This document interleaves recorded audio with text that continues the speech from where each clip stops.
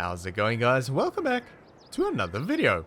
So, I am at a field that is just up the road from our farm. Our farm's just down there, and this is a sorghum field. And the reason I'm over here is because I took this field on as a contract job for harvesting, but I opted to use my own equipment for this job, but I did that before actually seeing the field. And now that I'm seeing the field, I am regretting that decision because it's much bigger than what I thought it was. So this might be a bit of a problem, because sorghum is a fairly bulky crop. So I think it's going to fill the harvester very quickly. And the same for our trailers. This is going to be fun. Right, well, there's nothing really we can do now other than getting the equipment and getting in the field and just figuring it out as we go. I guess on the bright side, we'll very quickly establish where the bottleneck lies in our harvesting operation. But I have got a feeling it's going to be the tank capacity on the combine. So yeah, a big debut for our Super Bison today, a very big debut. If it can cope with that field, well, then it can definitely cope with anything that we can currently throw at it, because our fields are quite a bit smaller than that one. And also, we tend to have less bulky crop seeded at the moment, so it should be okay. But yeah, we'll see how it goes. I've kind of got a feeling that we won't even make it one row without having to empty the combine. But maybe, just maybe, it'll surprise me and it'll be okay. But yeah, I kind of have a bad feeling about this one. So, we need to get the seed out. It'll be fine to pull that out with the quad bike. I don't know if I ever actually mentioned that I managed to get the header into the shed, because I realized that the center bay of there is ever so slightly wider than the two on the ends. So I was able to get it in there, which is good, because I don't like that sitting outside. I'm not too bothered with trailers and things like the weeder and the roller and stuff sitting outside, but yeah, headers, combines, tractors, seeders especially, not a huge fan of that sitting outside. Too much that can go wrong when it constantly gets rain and, well, even sunshine, there we go, on it as well, because things can just get brittle and perish, and it's just not a good situation that I try and avoid at all costs. Yeah, we are going to put our Super Bison to a massive test today, so I'm excited to get this out in a field. Unfortunately, it's not one of our own fields, but at least it's close to the farmyard, which is also a good thing, because this thing is very slow. But yeah, this is going to be an interesting test for the combine, and like I mentioned, it'll probably give us a very good idea of where the bottleneck sits in our current fleet. But yeah, I think it's going to be tank capacity on this thing. I wouldn't be too concerned about it if it is, because like I said, I think it'll be fine on our fields. That is a very tight squeeze. I think it'll be fine on our fields, but it will be something to keep in mind when our operation gets a little bit bigger. Obviously, this combine, we bought this just to get going with it, but I don't think it's going to spend a very long time on the farm. We're going to have to look into replacing it probably fairly soon. And it's kind of weird to say that, since we haven't actually ever used it, and I'm already thinking about replacing it, but I knew from the start that it wasn't going to be a long-term combine. At least I don't think so. Like I say, maybe it surprises me, and you know, we get through a good part of a field like that before having to empty, but I don't think so. But I hope so. I hope so, because I would like to keep this combine for a while if it does a good job, because combines are expensive and we got a really good deal on this one, and having to upgrade from this is going to cost a lot of money. But anyway, we are going to take this over to the field, then I'll have a walk back. I'll grab the 5403 and I'll get the two trailers hooked up, and I'll bring that over, and then we'll and get into this field and see how long this is going to take. I'm guessing very long, but we'll see. Alright, so we have got the 5403 over here with the two trailers hooked up together and looking pretty good. It would have been nice if we got both of them in the same color, but in a weird way, I kind of like the mismatch. But yeah, our first proper use of the two trailers today. We've used the red one once on a contract job. The green one, of course, we just got, so no use out of that. But the first time we're using them as a pair, so that is kind of cool. And then, of course, the first time using our Super Bison as well. And I am quite eager to see how this thing performs. So, I took a quick walk around to make sure everything looks good, and it does. So, I think there's nothing else to it but to get going. Let's see what happens. Okay, here we go. It seems to be working. I can hear the grain dropping in the tank, so that's good. Okay, that seems to be working. Let's stop there for a second. Alright. Ooh, that's dusty. That looks to be doing a good job, actually. Fantastic. Right. That is cool. Our combine actually works, which is good. That is very good indeed. Right. So, we are gonna get the drone out, and we are gonna get this field knocked out. So for now, sit back, relax, and enjoy.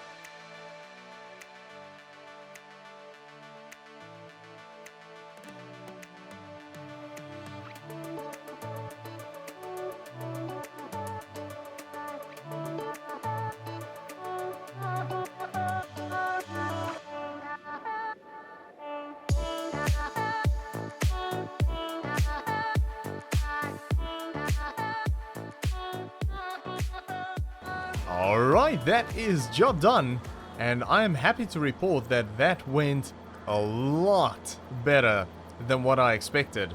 I think our combine over here is gonna stay on the farm a lot longer than I initially suspected.